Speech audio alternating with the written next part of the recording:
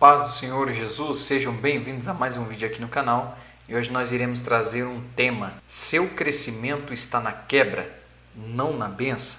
Um sermão do bispo T.D. Jakes. Peço para que vocês venham enviar esse vídeo para 7 pessoas, que possa refletir esta mensagem, que essa mensagem pode chegar até ele, esse conhecimento bíblico pode chegar até ele, para que a vida deles venham ser transformadas. Amém? O Senhor disse a um jovem: antes de te formar no ventre, eu te conheci, te ordenei e te santifiquei para ser profeta para as nações. E quando eu andei naquela manhã, peguei minha Bíblia com fé, como uma criança, e deixei-a cair. Ela se abriu em Jeremias, e lá estava escrito: antes de formar no ventre, eu te conheci, te ordenei e te santifiquei para ser um profeta para as nações. De repente me lembrei de todas as histórias que minha mãe me contou sobre quando eu nasci. Eu nasci com uma membrana sobre o rosto, e um dos vizinhos veio e disse: olha, o Senhor te deu um profeta. Minha mãe perguntou: um profeta? Ele respondeu: sim, ele tem uma membrana sobre o rosto, uma fina camada que cobre o rosto de alguns bebês ao nascer. E eu era um deles. Os mais velhos diziam que aquela membrana era um sinal de que eu era um profeta, mas eu não sabia que era um profeta. Eu era apenas um garoto louco, estúpido, ignorante e bagunceiro às vezes, que se metia em tudo o tempo todo, deixando as pessoas loucas. Eu estava me divertindo, fazendo minhas próprias coisas, até que o Senhor veio e arruinou tudo, trazendo de volta aquela coisa sobre eu ser um pregador. Eu fugi da escola, fiquei bêbado, fiquei louco, fiz de tudo para convencê-lo a me deixar em paz. Pegue uma daquelas pessoas com cabelos penteados, maquiagem, e que passa um dia todo orando e falando em línguas e me deixa em paz. Porque eu não sou um deles.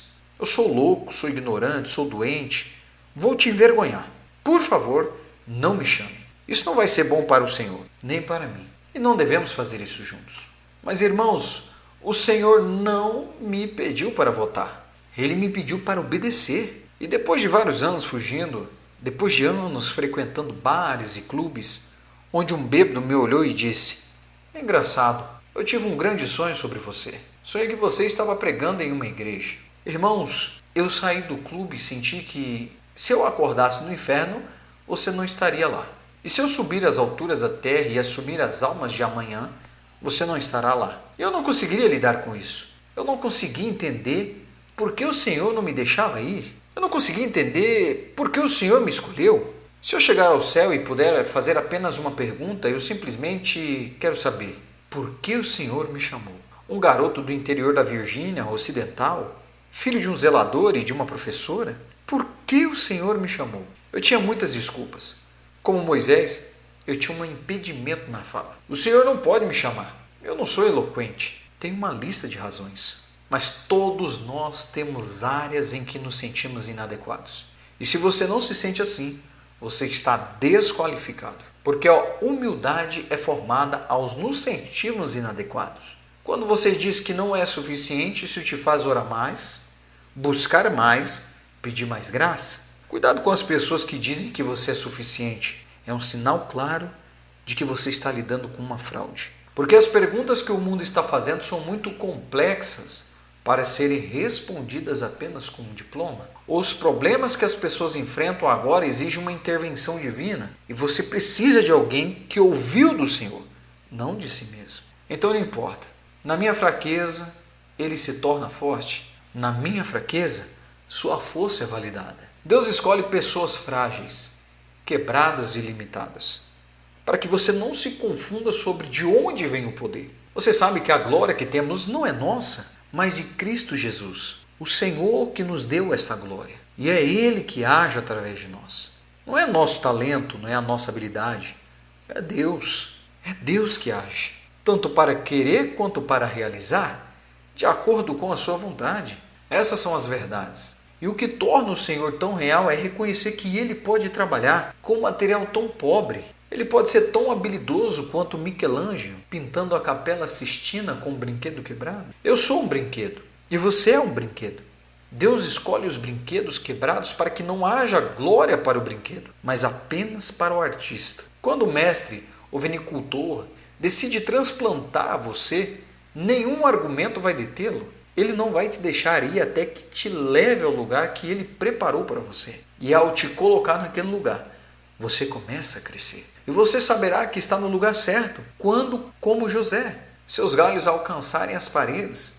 Quando o Senhor te planta, seus galhos ultrapassam todas as barreiras denominacionais, racionais e geracionais. E eu acredito que Ele queria que você ouvisse isso nesse momento da sua vida. Imagine estar em uma floresta, milhas e milhas de sede intensa sobre seus pés, um sol brilhante sobre sua cabeça. Imagine caminhar e ver apenas repetições do que está ao seu redor, não apenas no chão, mas no vento, em suas narinas, em suas roupas, em todo o seu entorno. Essa era a floresta por onde Israel caminhou para alcançar a terra prometida. Mar sob seus pés, mar em suas narinas, em seus cabelos, calor durante o dia, frio à noite. A única cobertura que tinham era a presença do Senhor.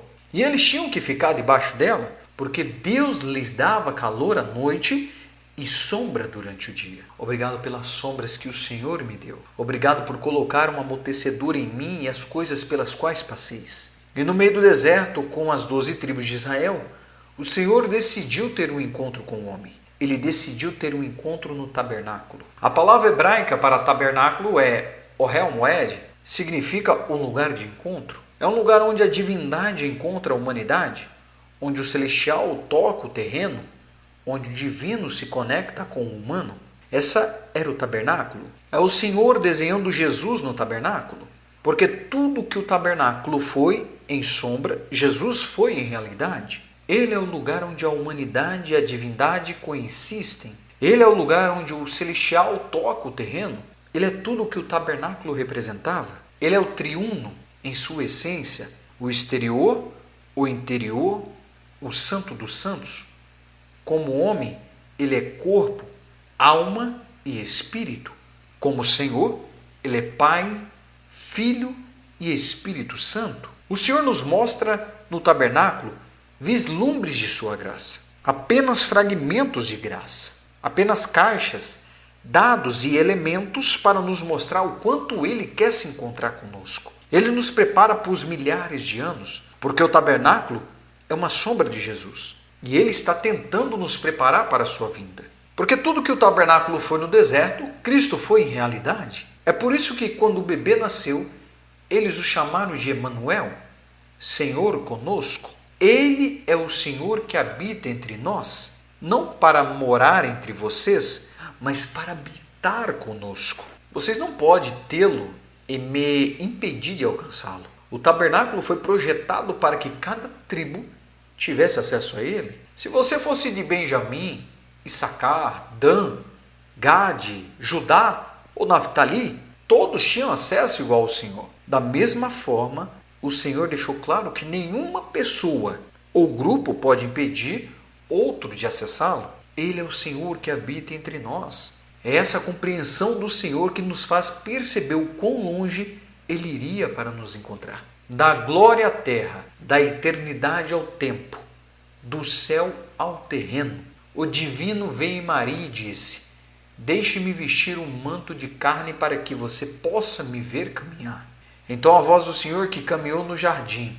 No livro de Gênesis não tinha um manto para vestir, mas a voz do Senhor que caminhou em Mateus, em Marcos, Lucas e João estava vestida no manto de carne de Maria. E Ele é o tabernáculo, porque Ele é o Senhor que habita entre nós. Ele habita entre nós e nós contemplamos a maravilha de sua glória. O único gerado do Pai, cheio de graça e verdade, e em todos os lugares onde seus pés pisaram, vimos o Senhor. Filipe disse: mostra-nos o Pai, e isso nos basta. E Jesus respondeu: há tanto tempo estou com vocês e ainda não me conhecem? Eu e o Pai somos um. Eu sou o Senhor que habita entre vocês, no meio de vocês, no seu campo, para que eu possa me relacionar com vocês, para que vocês possam conhecer meu Pai, para que possam me ver, para que possam me entender. Na verdade, eu sou o Pai que os ama. O Senhor está amando vocês através de mim, tocando vocês através de mim, curando vocês através de mim, vindo a vocês através de mim. Eu sou tão ele que quando rasgaram minha carne, o véu do templo se rasgou, porque somos um e eu o mesmo. Eu sou o Santo dos Santos, eu sou a arca da aliança, eu sou a mesa dos pães, eu sou o altar do incenso, eu sou o jarro de Maná, eu sou o cajado de Arão que floresceu, eu sou os mandamentos cumpridos, eu sou humano o suficiente para ser humano, eu sou divino o suficiente para ser divino, eu sou carregado entre o meu povo, eu sou o Senhor. A mesa estava posta, a água foi servida, as mãos foram lavadas, o jantar estava preparado, a noite estava em ordem, não era único, diferente, estranho ou novo, era Páscoa, como havia sido observada por anos e anos, comemorando o cordeiro que foi sacrificado no Egito. Não era diferente de qualquer outra Páscoa, até que Jesus se sentou à mesa e nos levou do sangue antigo de um cordeiro sacrificado por Israel para dizer: não é mais sobre o cordeiro, é sobre mim. E o pão se transformou em comunhão, e a lei se dissolveu em graça, e as dispensações se uniram, tudo na mesa do Mestre, o que chamaríamos de a última ceia. E nunca haverá outra refeição como essa, porque essa refeição está em uma classe à parte. Não é apenas uma mudança, é uma mudança de paradigma.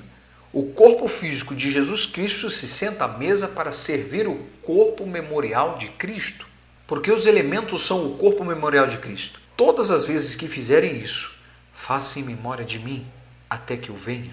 Então o pão e o vinho são o corpo memorial de Cristo, sendo servido pelo corpo físico de Cristo, sendo servido ao corpo místico de Cristo, que é a igreja, cuja esperança abençoada é ter o corpo glorificado de Cristo. Então, na mesa vemos 4 representações de um corpo. Ele é o corpo ou o corpo. Não é surpresa que ele disse a Moisés: quem devo dizer que me enviou? Ele respondeu: não, você não pode me explicar. Eu preciso ser revelado. Você não pode me explicar, porque para o inocente tudo que ele verá é o pão e vinho, e eles não saberão que este é o novo testamento em meu sangue. Eles não saberão que o vinho é o meu sangue e o pão é o meu corpo. Eles não saberão que quando ingerem o vinho e o pão, estão ingerindo a mim, e cada um deles guardará uma porção do mistério que só completa quando o pão é partido junto, pela unidade. Esse é o corpo místico de Cristo. E é por isso que Satanás odeia a unidade da igreja, porque quando todos unimos, e sua paz se une à minha paz, e a paz deles, e a paz de todos, nos tornamos o pão e nos tornamos um novamente. Pai, eu rogo que eles sejam um, assim como tu e eu somos um. Vamos nos sentar à mesa e ver Jesus, porque há algumas coisas sobre Jesus que não podem ser aprendidas no púlpito, só podem ser descobertas à mesa. O corpo místico de Cristo, que é a igreja, guarda o corpo memorial de Cristo, sendo alimento pelo corpo físico de Cristo, esperando o corpo glorificado de Cristo à mesa. Depois, quando Jesus foi crucificado e ressuscitou dos mortos, ele encontrou 2 discípulos no caminho de Emaús, e ele falou com eles por 7 milhas, usando todo o Antigo Testamento nessa caminhada. Perceba, 7 milhas é uma caminhada curta para um livro tão grande. Ele discutiu cada sombra e cada tipo, o que representava. E quando ele chegou ao lugar onde eles se separariam, ele fez como se fosse seguir adiante. Ele não foi mais longe, apenas agiu como se fosse. Porque o Senhor é um ator, como um vento forte e impetuoso, como línguas de fogo. O Espírito Santo desceu como um vento. O Senhor é um ator. Ele agiu como se fosse continuar. Sim, ele fez, mas eles os impediram. E algo que eles não aprenderam ao olhar para o seu rosto, ou para a cinza em suas roupas, ou mesmo para os buracos em suas mãos, ou para as marcas em suas costas, algo que eles não aprenderam em sua pregação e ensino na caminhada de 7 milhas, eles aprenderam à mesa, quando se sentaram com ele no caminho de Emaús. Posso ir mais fundo? Quando eles se sentaram com Jesus. É por isso que você precisa se sentar com Jesus. Não pode ser apenas uma experiência de domingo. Você precisa se sentar com Jesus. Você precisa comer com Ele. Você precisa se conectar com Jesus. Quando eles se sentaram com Jesus, Ele fez algo simples no meio deles que foi mais profundo do que qualquer coisa que Ele fez na estrada. Ele fez mais à mesa do que fez na estrada, porque o Senhor sempre faz milagres à mesa. E Ele se sentou à mesa, e a Bíblia diz que Ele tomou o pão. É a mesma frase que vemos na última ceia. Ele tomou o pão, o abençoou, partiu e o deu a eles. É a mesma frase que vemos com os 5.000. Quando o menino lhe deu o almoço, ele tomou, o abençoou, o partiu e o deu a eles. É a mesma coisa que está acontecendo em sua vida. Ele te toma, te abençoa, te dá parte, te dá ao mundo. Você não pode ser dado ao mundo até que tenha sido tomado pelo Mestre, abençoado pelo Senhor, quebrado pela vida e então dado ao mundo. E quanto mais Ele te leva, te abençoa e te quebra, mais Ele te multiplica para que você possa alcançar as necessidades que antes não conseguia, porque a multiplicação está na quebra, não na bênção, ela está na quebra. E se o Senhor não te quebrou, Ele não poderia te dar a eles, mas toda vez que Ele te quebra, Ele te multiplica e te aumenta. E você se torna um pouco mais do que era antes. Por quê? Porque você está nas mãos do Mestre. Ele te tomou, te abençoou, te quebrou e te deu a eles. Amém?